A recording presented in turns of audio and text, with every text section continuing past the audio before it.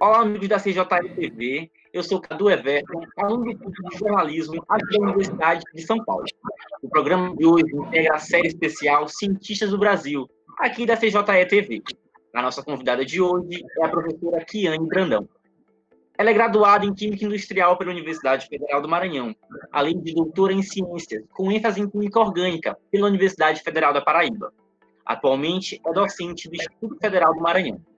Também é assessora de planejamento e ações estratégicas da FAPEMA, Fundação de Amparo à Pesquisa e ao Desenvolvimento Científico e Tecnológico do Maranhão. Muito obrigada pela sua presença. O programa especial Cientistas do Brasil, com Kiane Brandão, que já começou. Professora, você poderia nos contar um pouco sobre a sua trajetória e o que motivou você a se tornar uma pesquisadora científica?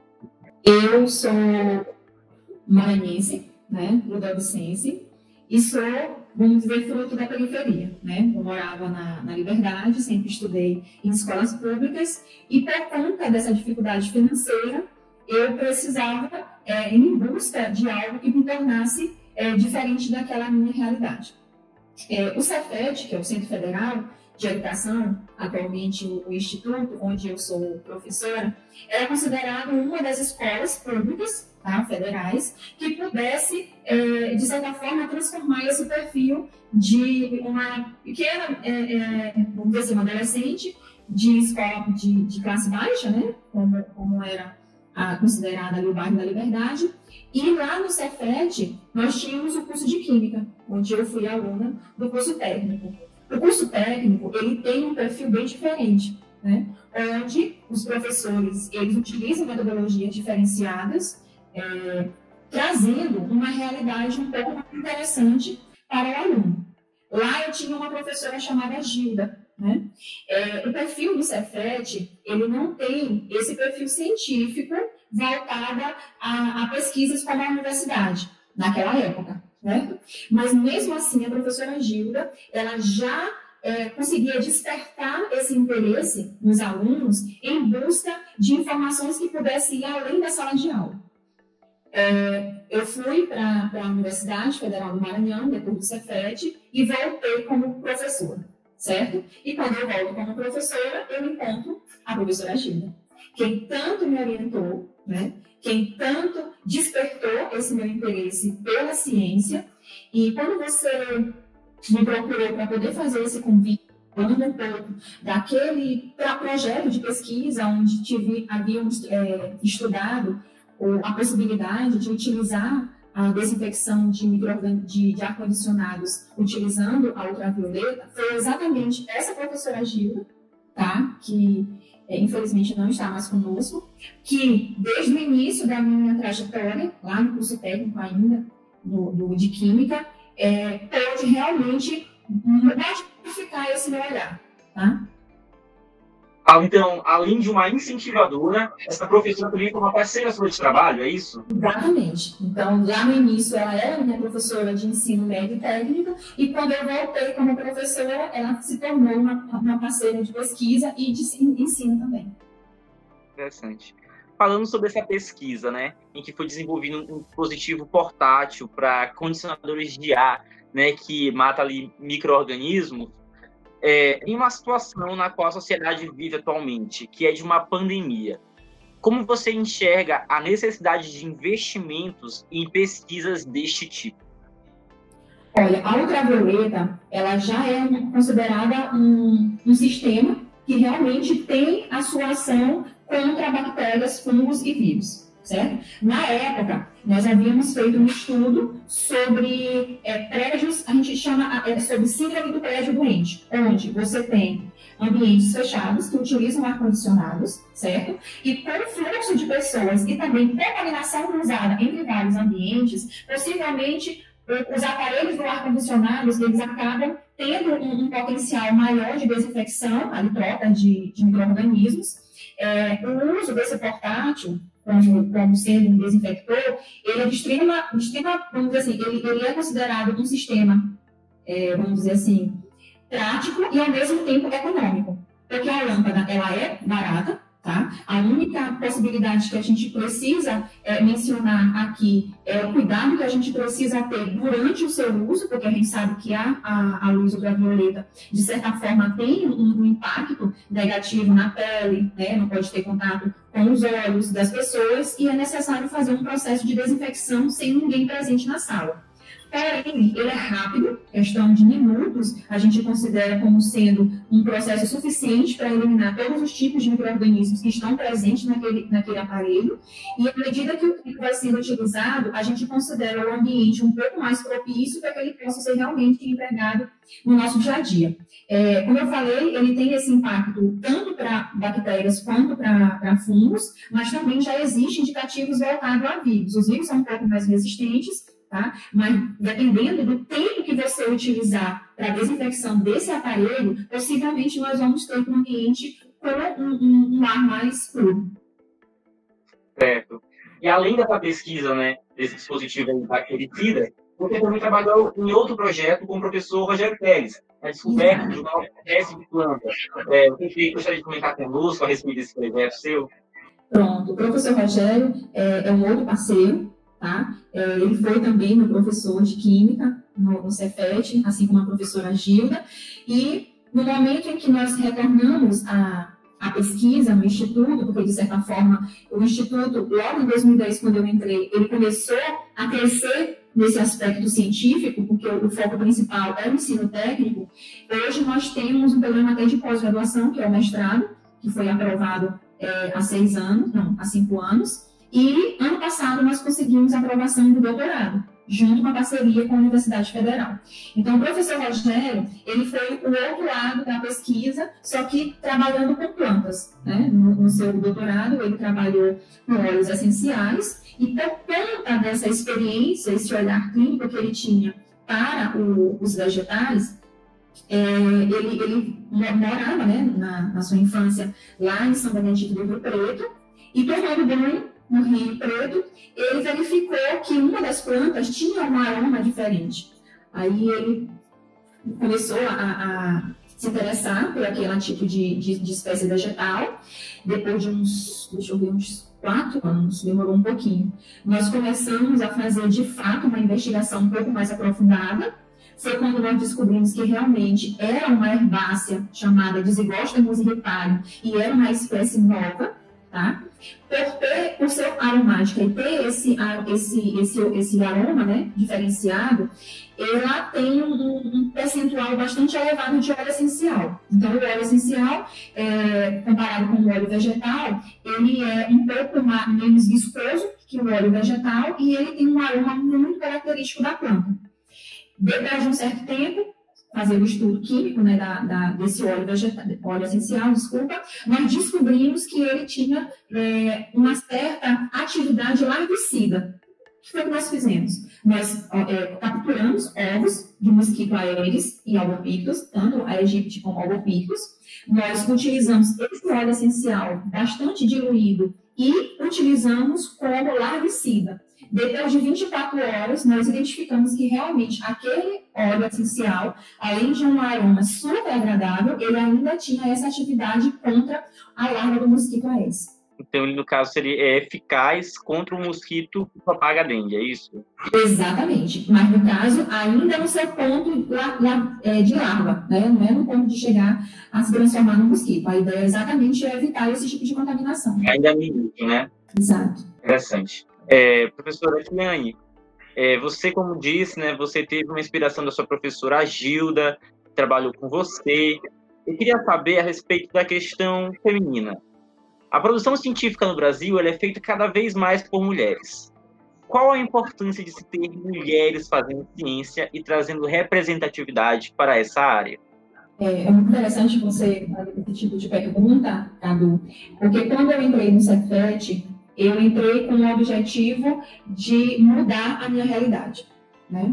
Então, você sabe que além de ser mulher, ainda ser fruto de uma família de baixa renda, de certa forma, acho que a maioria das pessoas que conviveram comigo durante a minha infância, hoje são simplesmente donas de casa, não quer dizer que eu também não sou, tá? E tem um futuro diferenciado, tá? Quando eu volto lá no bairro e eu reencontro algumas amigas, né, colegas que nós vivenciamos no bairro, a gente percebe o quanto nós somos, infelizmente eu vou ter que dizer, né, nós somos diferentes, né? Mas que tipo de diferença eu me refiro? A diferença de dizer, eu posso, tá? Eu vou à luta e eu vou conseguir. A parte financeira, ela nos, de certa forma, nos prende a uma realidade que muitas vezes parece que é algo inalcançável, né? Mas a esperança, ela existe. E se você realmente for em busca de transformar a sua realidade, pela sua determinação, tudo isso é possível. O Cefet, eu praticamente estudei na antiga escola técnica, Cefet, Instituto, porque eu tinha um sonho, né? E eu via a escola técnica, o Cefet, o Instituto Federal, como sendo aquele divisor de água que realmente seria um momento de transformação.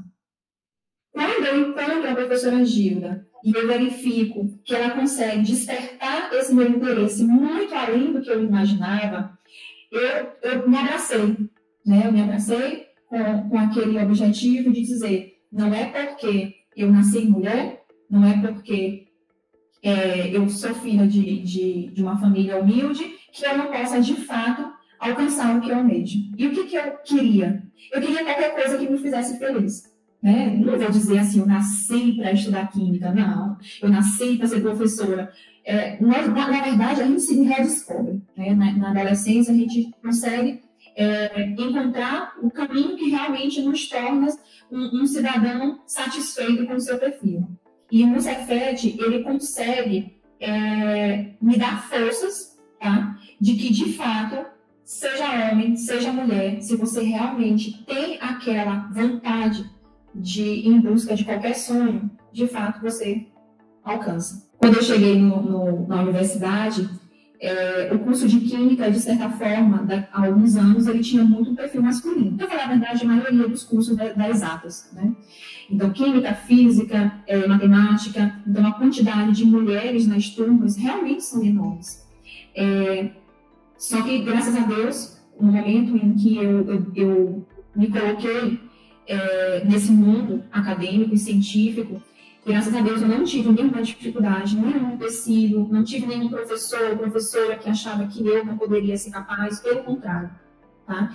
Eu acho que do ano que eu ingressei na universidade, que eu ingressei no Cefet, nós tínhamos um grupo de pessoas que realmente pudesse somar, tá? Como pessoa, como mulher e como pesquisadora. Você falou a respeito, né, das suas amigas, das pessoas que estudaram com você, que quando você retorna ao bairro, não que você também não seja, mas você percebe que muitas se tornaram donas de casa e que não criaram essa perspectiva, essa projeção profissional que você teve. Você acredita que se elas tivessem tido as mesmas oportunidades no sentido de acesso à educação, elas poderiam ter tido uma projeção diferente de vida? Certamente, né? Eu penso que eu tive pessoas, né, durante a minha trajetória que fizeram muita diferença, como é o caso da professora Gilda, mas a base de tudo foi a minha mãe, e é a minha mãe, né? O que eu percebo em alguns momentos, quando eu faço esse tipo de reflexão, Cadu, em relação àquelas minhas colegas que moravam comigo no mesmo bairro, é que elas não tinham uma orientação feminina em casa, né? De fato, como deveria. Por mais que minha mãe não tivesse o estudo que hoje eu tenho, mas ela soube muito bem me orientar, né? E graças a Deus, como eu mencionei, eu segui os caminhos que ela realmente me guiou, tá? Eu tinha certeza de que eu poderia confiar na minha vontade de crescer profissionalmente e pessoalmente. Mais uma vez, eu menciono que o Cefet teve um papel fundamental nessa minha transformação e, de fato, se essas minhas colegas tivessem a mesma oportunidade que eu tive, né, em ter uma mãe que orienta, em ter realmente uma escola que te dá esse apoio, né, psicológico, não refiro somente à questão acadêmica, mas o Cefet, ele era completo, né? Hoje o Instituto é mais completo ainda. A gente tinha um apoio psicológico, a gente tinha professores de todas as áreas específicas que conseguia realmente fazer a transformação de um cidadão. Além dessa questão de gênero, você trabalha em um estado que tem pouca expressividade no campo científico. Como isso influencia no seu trabalho como pesquisadora?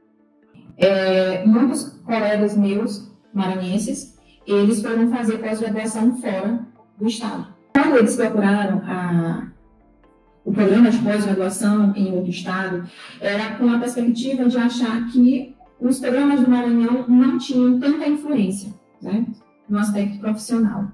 E diversas vezes eu me questionava se realmente eu poderia somente mudar ou melhorar, né, o meu lado profissional se fosse uma busca em programa de pós-graduação no Sul, por exemplo. Né? Você mesmo mencionou, meu doutorado foi aqui na Paraíba, e quando eu faço uma pequena comparação entre esse tipo de pesquisadores, eu fico me perguntando se eu fosse para fora, eu teria uma relevância maior da pesquisa que foi realizada? E a resposta que eu tive é que não. Tá? É claro que a infraestrutura das universidades, dos institutos do Sul, sem comparação, né, é bem melhor do que o nosso. Porém, as ideias, as oportunidades, a força de vontade dos pesquisadores maranhenses também são importantes. Então, quando eu faço esse tipo de comparação, eu vejo que o maranhense ou nordestino, ele tem o mesmo nível, tá, como pesquisador, para que ele possa chegar ao mesmo patamar, tá? Claro, é um equipamento de grande porte que a universidade não tem, ou o instituto, e como é que ele pode tentar solucionar? Muitas das vezes fazendo parceria. Aqui na FAPEMA, nós publicamos recentemente um edital que é de cooperação acadêmica, onde pesquisadores maranhenses, eles podem entrar em contato com pesquisadores de São Paulo para fazer parcerias, porque as duas fundações de amparo, tanto a FAPEMA como a FAPESP, eles têm recurso financeiro para poder financiar pesquisas do Maranhão e de São Paulo. Então, qual a diferença entre o pesquisador maranhense e o pesquisador de São Paulo? Eu não vejo diferença. Tá? Mais uma vez, realmente a infraestrutura ainda é aquém. Tá? E a Fundação de Amparo aqui do Maranhão, ela já procura tentando minimizar esse desnivelamento. Certo?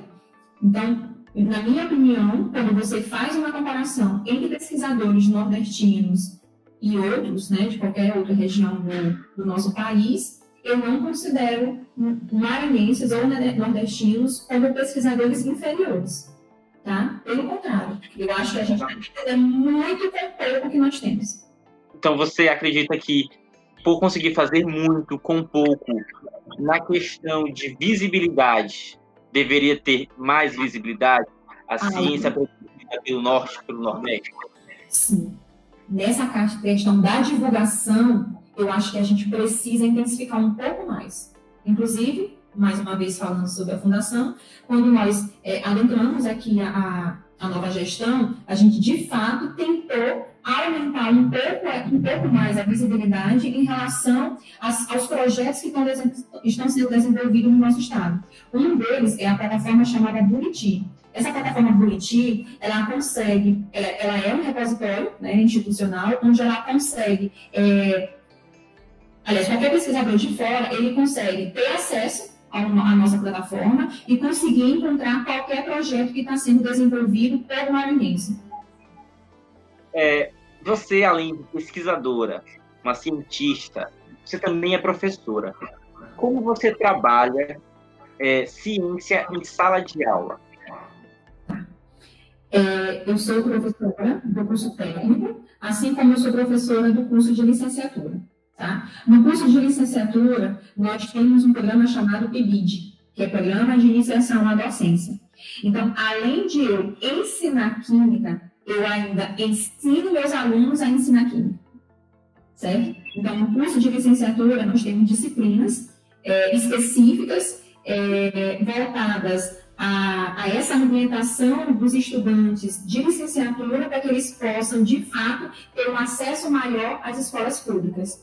Quando isso acontece, eles, muitas das vezes, por ainda ser aluno de primeiro, segundo e terceiro período, eles têm um certo receio por acharem que eles não estão preparados.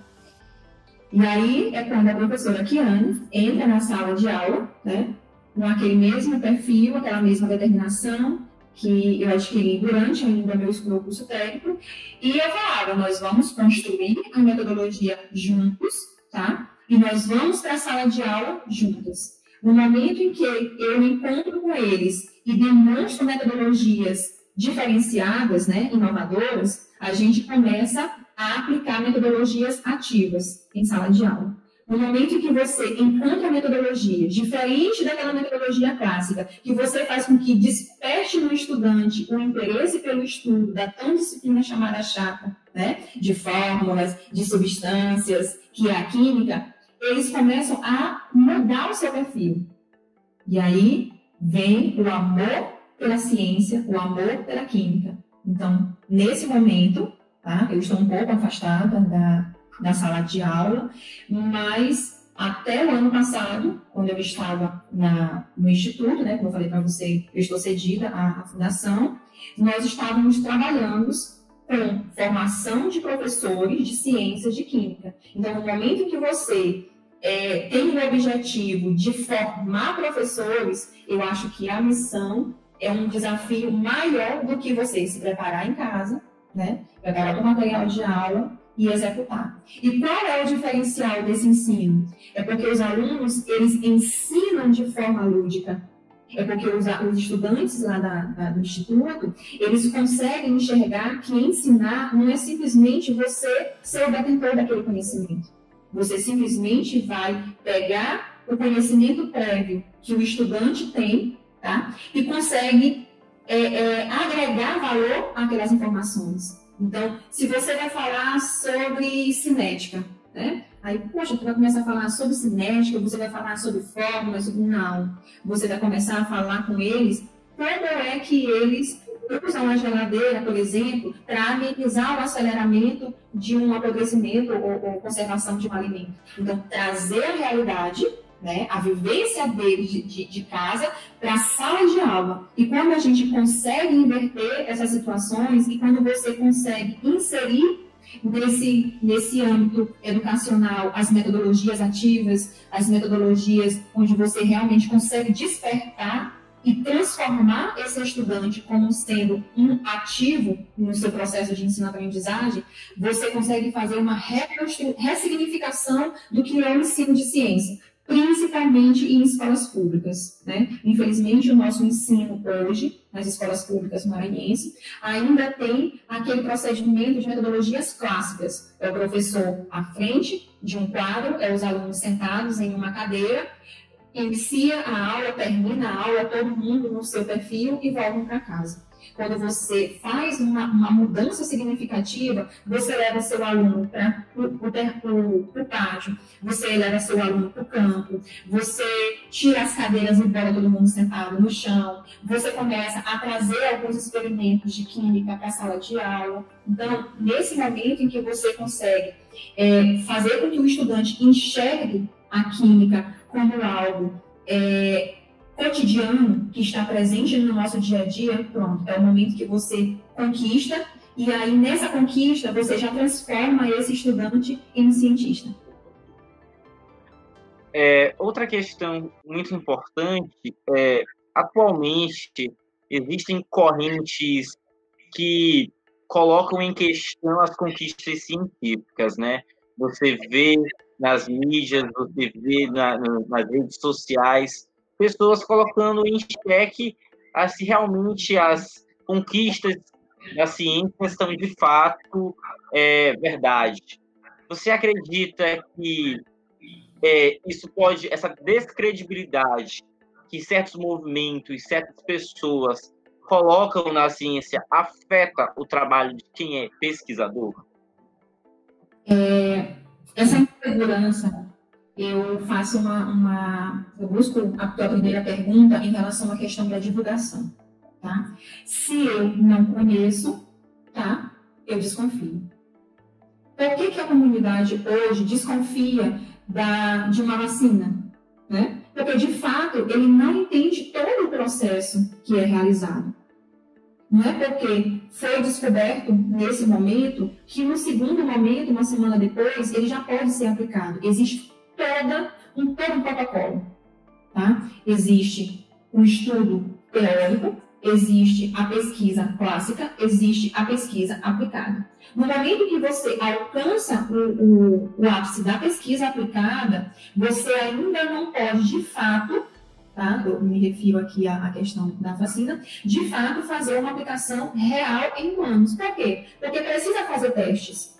E esses testes, eles são de extrema importância para a confiabilidade desse produto que está sendo construído.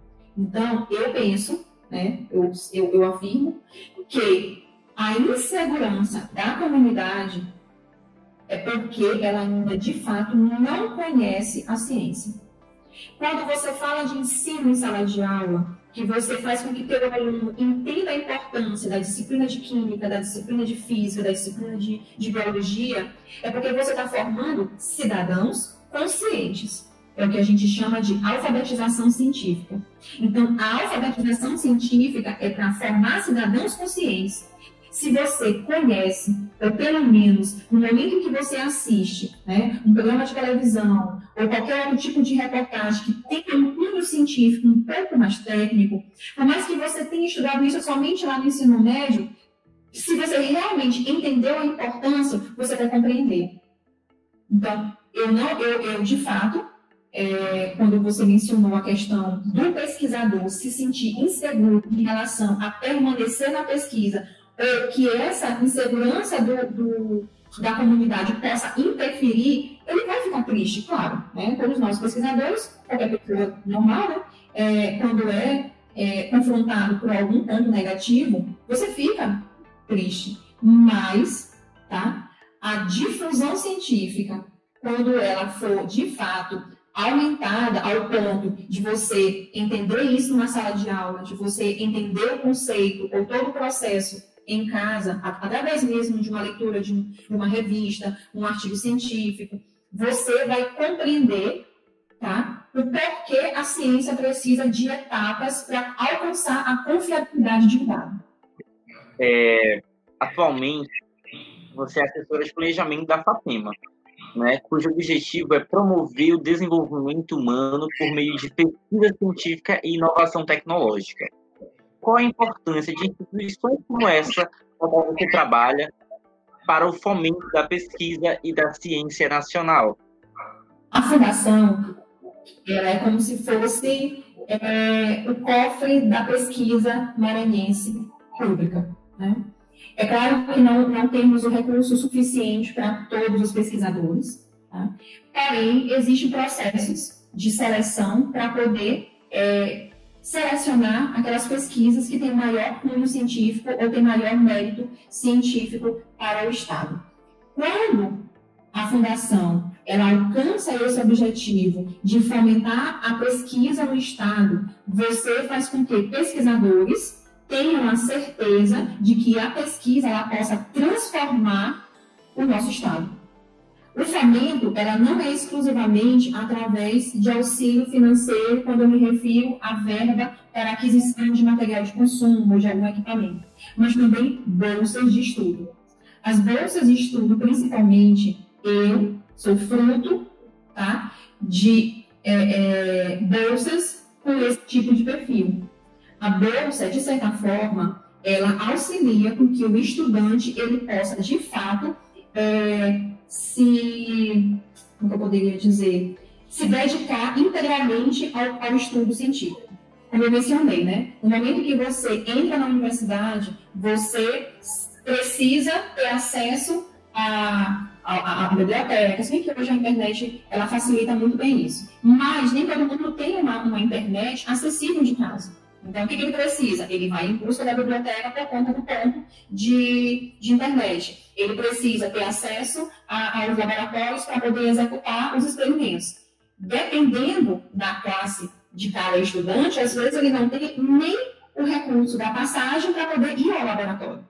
Então, a bolsa ela é de extrema importância para a execução dos projetos, certo? O pesquisador pode ser o melhor pesquisador, tanto do Maranhão, quanto do Brasil, do mundo inteiro. Ele não constrói pesquisa sem os estudantes. Nenhum pesquisador consegue construir pesquisa sem os estudantes. Estudantes de escolas públicas, a maioria são de classe baixa.